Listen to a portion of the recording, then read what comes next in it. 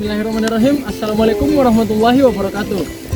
Perkenalkan, nama saya Ahmad Rizkullah, perwakilan dari kelompok 7, ingin menjelaskan dan memperlihatkan keadaan sektor pertanian yang ada di Dusun Sapanang, Kecamatan Binamu, Kabupaten Jeneponto. Baiklah, saya akan memperlihatkan jagung yang telah mengalami pertumbuhan. Dapat dilihat di belakang saya.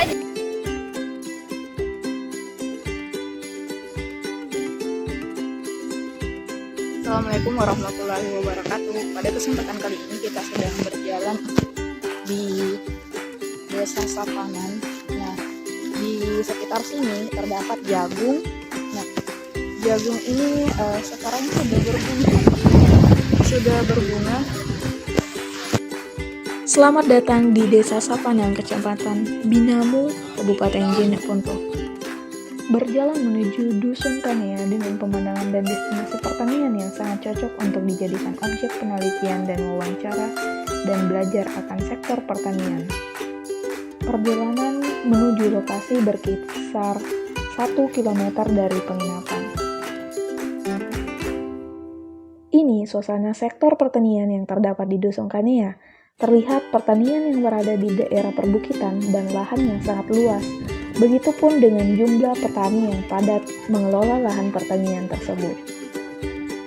Pengolahan lahan sistematis, metode penelitian yang perlu jadi pusat perhatian petani di daerah lain. Pembuatan beden yang dilakukan untuk memberi salah-salah antara tanaman yang satu dengan yang lain. Pembuatan beden yang dilakukan langsung oleh petani ataupun dengan alternatif alat penggarap yang digunakan untuk memudahkan.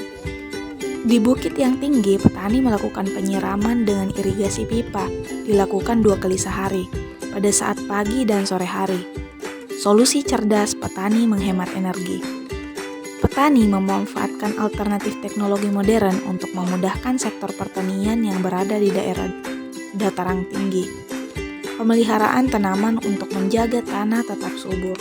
Ini adalah tahap wawancara responden pertama. Bapak ini sudah bertani hampir 30 tahun. Tanaman yang ditanam atau dibudidayakan beberapa macam, ada sawi, cabai, kangkung. Yang menjadi kendala petani adalah pupuk racun yang mahal dan cuaca yang juga kadang mempengaruhi gagal panen. Penanaman dalam satu petak lahan biasanya satu jenis tanaman, kemudian setelah panen biasanya diganti tanaman lain. Tergantung musimnya. Jika musim hujan, biasanya tanaman yang ditanam yang tahan akan musim hujan. Dan jika musim kering atau musim kemarau, biasanya tanaman yang ditanami seperti sayur-sayuran, sawi, kangkung, dan lain-lain.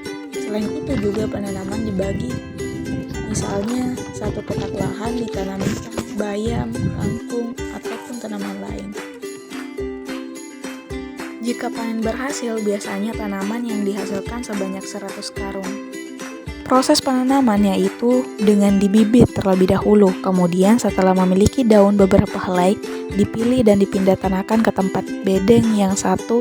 Hal ini dilakukan untuk menjaga pemberian nutrisi yang seimbang dan nutrisi yang masuk pada tanaman. Proses praktek terpadu yang menyenangkan dan sangat mengedukasi, di mana kita terjun langsung melihat petani berjalan kaki melewati bukit serta ilmu yang kita dapat dari petaninya langsung, petani hortikultura yang juga memberikan saran dan tips cara bertani itu sendiri. Selanjutnya beralih ke tempat kedua, yaitu Dusun Bantaulu. Di sini tanaman yang banyak ditanam yaitu tanaman seperti padi, jagung, dan beberapa tanaman lainnya. Di daerah ini petaninya tidak cukup padat. Proses pengendalian hama. Tanaman kacang panjang. Terlihat seorang petani melakukan penyemprotan hama untuk melindungi kacang panjang dari berbagai macam hama dan ulat yang bisa merusak kacang panjang. Pengendalian hama juga dilakukan dengan menggunakan mulsa plastik yang digunakan untuk menutup tanah bendengan, mencegah proses evaporasi, mengurangi kompetensi antara tanaman dengan gulma dalam memperoleh sinar matahari.